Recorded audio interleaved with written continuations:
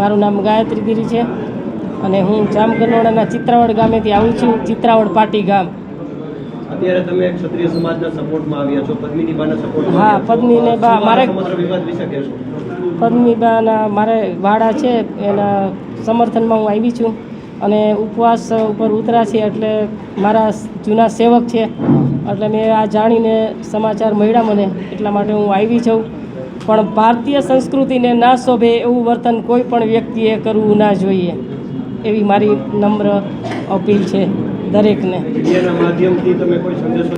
હા, હું આજે એને અનશન ઉપર છે તો હું એને છોડાવી દઈશ.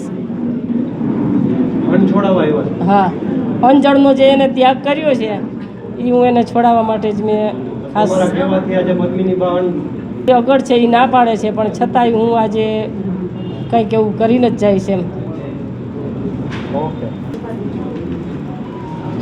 એને માફી તો માગી લીધી છે, પણ એના કરતાં પદ્મિનીબા વાળા જો માફી આપી દે તો પણ એ એક મહાન છે એમ.